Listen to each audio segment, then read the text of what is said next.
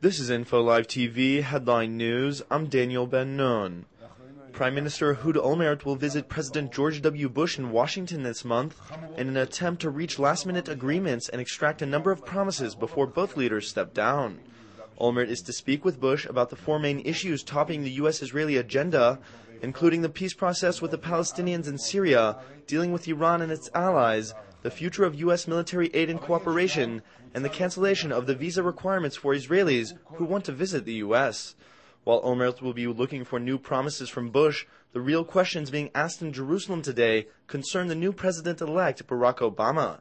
Many Israeli officials openly wonder whether Barack Obama will cut military aid to Israel and question how Obama will handle Iran's nuclear ambitions. The Iranian question is likely to cause disputes between Jerusalem and Washington if Israel feels Obama is being too soft on Iran, while Iran continues to arm itself with nuclear weapons under the cover of a diplomatic dialogue. Furthermore, tensions between Jerusalem and Washington may increase if the U.S. is enticed to accept a deal to close Israel's nuclear reactor in return for shutting Iran's nuclear program as well. An Israeli Air Force strike targeting a Qassam firing squad in the northern Gaza Strip late Wednesday killed a Palestinian terrorist from the Islamic Jihad. While Israel and Hamas are seeking to contain the fallout from the worst fighting since a ceasefire agreement went into effect last June, the continued flare-up of violence threatens to unravel it anew.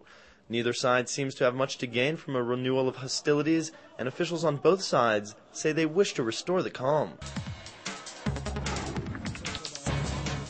An advisor to Iranian President Mahmoud Ahmadinejad called on U.S. President-elect Barack Obama to replace George W. Bush's warmongering approach with a pacifist stance and base U.S. foreign policy on friendship, justice, and human cooperation.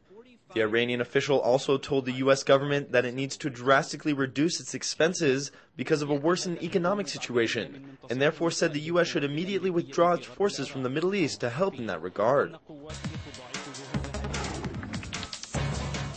The regional World Bank chief said on Wednesday that the Palestinian economy has an incredible potential that could be unleashed if there is mutual cooperation with Israel. The official made the comments a day after a high-level World Bank delegation inaugurated a sewage storage facility in a rare trip to the Hamas-ruled Gaza Strip. The facility took 3 years instead of the expected 9 months to complete due to the frequent flare-ups of violence that made it difficult to get construction materials into the Gaza Strip.